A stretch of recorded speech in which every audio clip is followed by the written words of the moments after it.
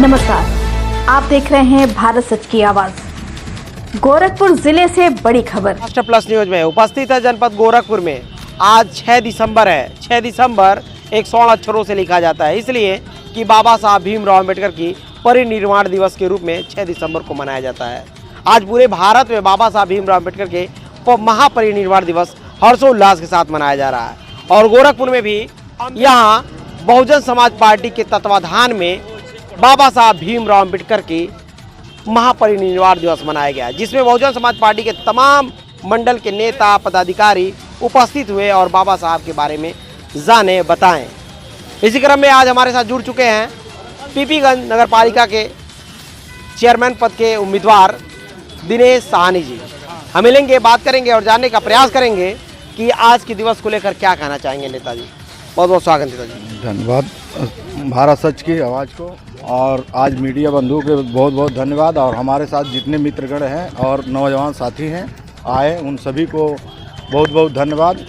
और आज हम लोग 6 दिसंबर के जो ये बाबा साहेब के जो भारत रत्न देने वाले, जो संविधान देने वाले, इस बातों पे हम गरीब मजदूर जितने हमारे साथी हैं, यदि अगर कहीं आज 70 सालों से अगर कहीं लड़ाइयाँ लड़ते आ रहे हैं तो उनका दिवस इसी अवसर पे मनाना चाहिए। मनाते हैं उनके विचारों पे और उनके संविधानों पे हमको चलने की ज़रूरत है, ना तो किसी ऐसी चीज़ को करके हम लोग लड़ें और लड़ाया जा तो शायद ऐसे बड़े गलत होगा।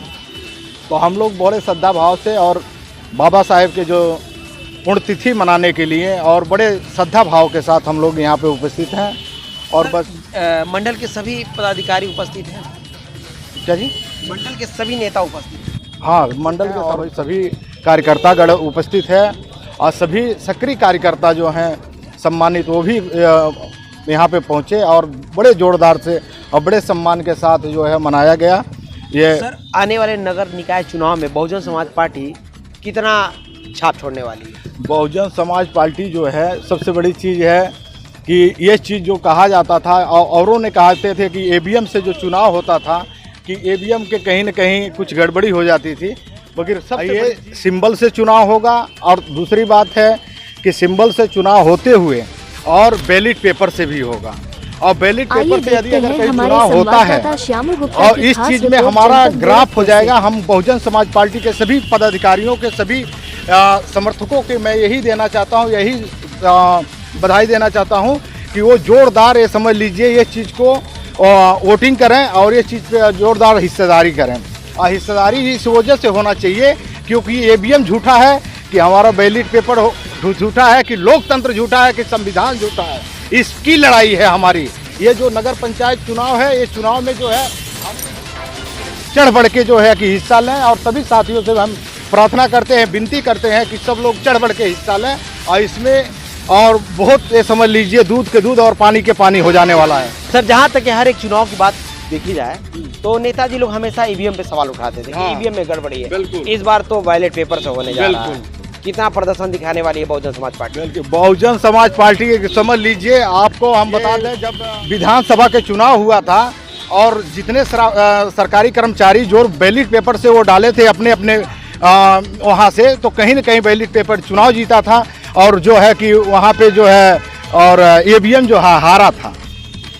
सर, नगर निकाय के चुनाव में अगर देखा जाए तो अन्य लोग कह रहे हैं कि बहुजन समाज पार्टी के प्रत्याशी ही नहीं मिल रहे हैं। क्या बात कर रहे हैं? हमारे वहाँ आ जाइए पीपीगंज नगर पंचायत में। मैं तो ये कहता हूँ कि अभी आज कल अभी भाजपा के रैली में पीपीगंज यहाँ गोरखपुर में निकल के आया था, वैसे वक्ती लोग आज समर्थक दे रहे हैं बहुजन समाज पार्टी। क्या बात कर रहे हैं? क्यों सर, विधानसभा चुनाव में ग्राफ डाउन गया? विधानसभा में ग्राफ डाउन जाने के कोई ऐसा कारण नहीं है, मगर कुछ ऐसे मंच, क्या मैं बोलूं, और वो कुछ ऐसे तरीके से है पाठ पढ़ाने वाले जो है कि मनवादी विचारधारा के लोग हैं, जो कुछ ऐसे पाठ पढ़ाते हैं कि हमारे भाइयों में भी फूट डालने का काम करते हैं, हम जैसे नेताओं में फूट डालने का काम करते हैं। सर, बहुजन समाज पार्टी दलितों की पार्टी मानी जाती है और पिछड़ों की पार्टी मानी जाती है। ऐसे में सर आजाद समाज पार्टी भी आ गई है। कितना कमजोर महसूस कर रही है बहुजन समाज पार्टी? बहुजन समाज पार्टी मजबूत थी, मजबूत है। आने वाले समय में और सबसे चढ़ बढ़ के इसमें छाप छोड़ने वाली निगाह चुनाव में जो है नगर पंचायत के सबसे बड़ी छाप छोड़ने वाली है कि 2024 में तय हो जाएगा, क्योंकि बहुजनों ने अब ठान लिया है। इस तरह के कार्यक्रम से सर बहुजन और पिछड़े लोग कितनी जागरूकता आ रही है, कितने जागरूकता मैं बता दूं, मैं निषाद समाज से हूं, मेरा दिनेश निषाद नाम है।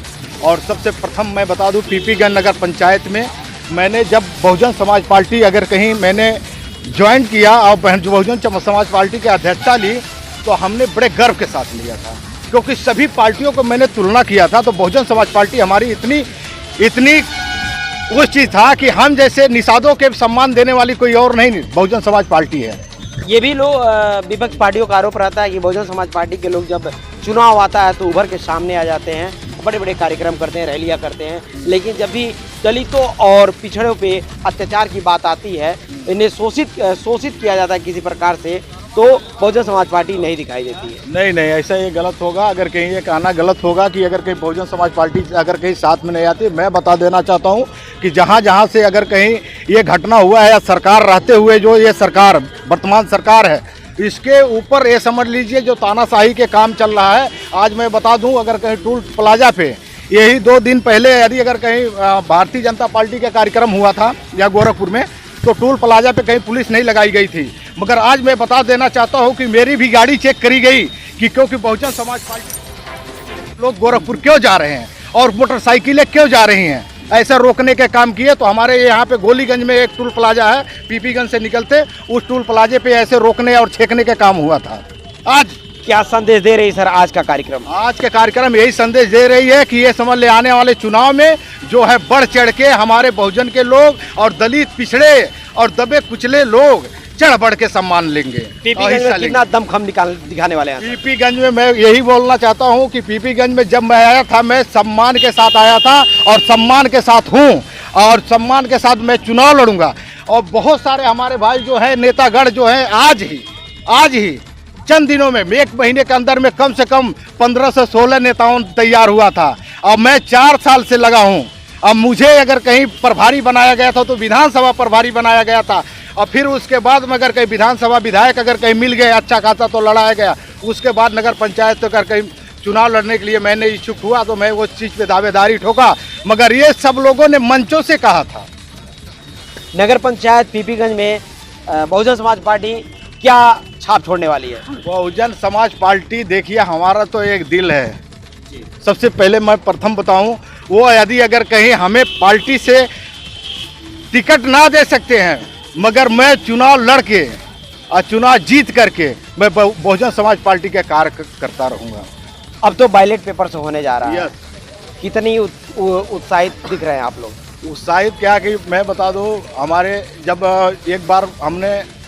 एक बार जब हम लोगों के जब बहुजन समाज पार्टी के कार्यक्रम हुआ, प्रथम कार्यक्रम, उसमें हमारे बड़े मुख्य अतिथि जो है कि प्रदेश अध्यक्ष भीम राजभर जी वहाँ पर उपस्थित हुए। तो उस समय हमारे निषादों ने उस समय जून जुलाई में जो कि इतनी बारिश होते हुए इतने चढ़ बढ़ के हिस्सा लिए थे पीपीगंज में। अब मैं बता दूं, वहाँ पे कई हजारों में निषाद जो है कि उछल के आए थे और नगर पंचायत पीपीगंज में और चढ़ बढ़ के हिस्सा लिए थे। निषाद समाज किधर जा रहा है? निषाद समाज जो मैं कह रहा हूँ कि निषाद समाज बहुजन समाज पार्टी की तरफ जा रहा है, और बहुजन समाज पार्टी से क्या मैं बताऊँ, वो अपने नेता के तरफ जा रहा है कि वो नेता जो नेतृत्व करते हुए इतने दिनों से आ रहा है और देखते हुए आ रहा है, उनके दुखों और सुखों में साथ देने वाला था, तो शायद उसके साथ जाने वाली है। इस तरह के कार्यक्रमों से बदलाव होगा सर? ये एकदम क्यों नहीं बदलाव होगा, एकदम बदलाव 100% होगा। धन्यवाद सर, आपने इतना समय दिया। तो ये रहे दिनेश निषाद जी, जो पीपीगंज के चेयरमैन पद के उम्मीदवार हैं। आपको बता दें कि सैकड़ों की संख्या में आकर यहाँ अम्बे लॉन में अपना दमखम दिखाएं और बाबा साहब भीमराव अम्बेडकर के महापरिनिर्वाण दिवस में शरीक हुए और बाबा साहब के साथ साथ अपने इस प्रदेश की राजनीति पर भी बातें किए और पार्टी कितनी जोश और उमंग के साथ वापसी कर रही है इन पे भी बताएं। और सबसे बड़ी बात यह है कि जिस चीज़ को नेताजी लोग लेकर हमेशा सवाल उठाया करते थे, ईवीएम, अब ईवीएम की जगह बैलेट पेपर से चुनाव होने वाला है और नेताजी जैसे उत्साहित होकर कह रहे हैं कि इस बार चुनाव में हम दिखा देंगे। तो देखना ये है कि